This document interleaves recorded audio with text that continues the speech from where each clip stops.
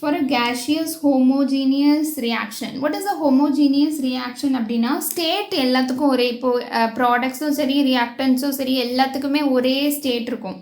அதாவது எல்லாமே கேஸஸாக இருக்கும், இல்லை எல்லாமே லிக்விடாக இருக்கும், எல்லாமே சாலிடாக இருக்கும்.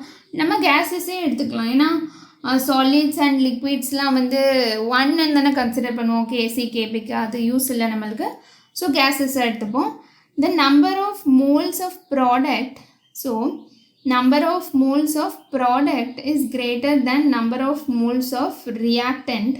அப்போ கேசியும் கேபியும் எப்படி வேரி ஆகும்? இது வந்து கேசி, சரியா? கேசியும் கேபியும் எது கூட இருக்கும், எது கம்மியாக இருக்கும்னு கேட்டிருக்காங்க. ஸோ இந்த மாதிரி ரியாக்ஷனுக்கு ஃபஸ்ட்டு நீங்கள் ஒரு ரியாக்ஷன் எழுதிருங்க. ஃபெமிலியராக ஏதாச்சும் ஒரு ரியாக்ஷன் இருக்கும்ல, கன்சிடர் ஹேபர் ப்ராசஸ் எழுதிப்பேன். ஏதாச்சும் ஒரு ரியாக்ஷன் நீங்களா, இல்லாட்டி சும்மா A+B கூட போட்டு ட்ரை பண்ணலாம், ஓகேவா? சும்மா இல்லாட்டி A+B கூட போட்டு ட்ரை பண்ணலாம். 2NH3. ஸோ இப்போ வந்து பேசிக்காக இதில் என்ன தெரியும்னா, ப்ராடக்டில் நம்பர் ஆஃப் மோல்ஸ் வந்து கூட இருக்கணும், அப்படி தானா? ஸோ இந்த ஹேபர் ப்ராசஸில் ப்ராடக்டில் என்ன இருக்குது? 2 மோல்ஸ் இருக்குது. ரியாக்டண்ட்டில் என்ன இருக்குது? 4 மோல்ஸ் இருக்குது. அப்போ இந்த எக்ஸாம்பிளை நான் யூஸ் பண்ண முடியாது. அக்கார்டிங் டு த கண்டிஷன் என்னது? Number of moles of product தான் கிரேட்டராக இருக்கணும். இதே தான் நான் ரிவர்ஸில் எழுதிக்கலாம்ல, ரிவர்ஸ் பண்ணால் யூஸ் பண்ணிக்கலாம் தானே. ஸோ ரிவர்ஸில் எழுதி யூஸ் பண்ணிக்கிறேன். 2 3H2.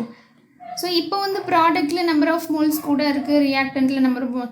இல்லாட்டி நீங்கள் இப்படி கூட எடுத்துக்கோங்க. A is giving 2A is giving 4B. Okay, ப்ராடக்டில் நம்பர் ஆஃப் மோல்ஸ் கூட இருக்கணும், ரியாக்டண்ட்டில் நம்பர் ஆஃப் மோல்ஸ் கம்மியாக இருக்கும். இது ஒன்று தான் நம்மளுக்கு தேவை, அப்படி தானே? ஸோ அப்புறம் ஒரு ஹோமோஜினி. இப்போ கேசி எப்படி இருக்கும், கேபி எப்படி இருக்கும்? ஸோ வந்து first KP is equal to KC into RT del N G. நம்மளுக்கு தெரியும்ல, KP is equal to KC into RT டெல்என்ஜி.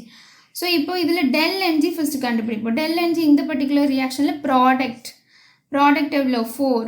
4 நம்ம ரியாக்டன்ட் எவ்வளோ? 2. ஸோ டெல்என்ஜி வந்து 2, அப்படி தானா? So KP is equal to KC into RT of 2. இப்படி போட்டுக்கலாமா? இப்போது இதை வச்சு நீங்கள் சொல்லுங்கள், கேபி கூட இருக்குமா கேசி கூட? கேபி தானே கூட, ஏன்னா கேபி வந்து கேசி இப்போ ஒரு வேல்யூன்னு வச்சுக்கிடுங்க, 1ன்னு வச்சுக்கோங்க. 1 கூட இந்த ஆர்டி ஸ்கொயரையும் மல்டிப்ளை பண்ணால் தான் நம்மளுக்கு கேபியே கிடைக்குது. அப்போ வந்து கேபி தான் கேசியை விட கூட, அப்படி தானா? கேபி இஸ் கிரேட்டர் தேன் கேசி. இதுலேருந்து ஈஸியாக கண்டுபிடிச்சிடலாம். இப்போ நீங்கள் இப்படி கூட ஈஸியாக கூட பண்ணிடலாம், ஈக்குவேஷன் தெரியணும்னு கூட அவசியம் இல்லை. என்ன பண்ணலாம், இதுலேயும் டெல்என்ஜி கண்டுபிடிங்க. டெல்என்ஜி என்னது? ப்ராடக்ட் 4, ரியாக்டன் 2. ஸோ டெல்என்ஜி 2, அப்படி தானா? இப்போ KP is equal to KC into RT del N G.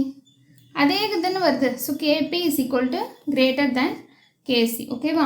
So RT வந்து இந்த சைடு இருக்கிறதுனால மல்டிப்ளை, சம்திங் இஸ் மல்டிப்ளை. இப்போ இது 8ன்னு வச்சுக்கோங்க, கேசி கூட ஒரு 8 மல்டிப்ளை பண்ணால் தான் உங்களுக்கு கேபி கிடைக்கும். அப்போ கூட அர்த்தம், அவ்வளோதானே? Okay, thank you.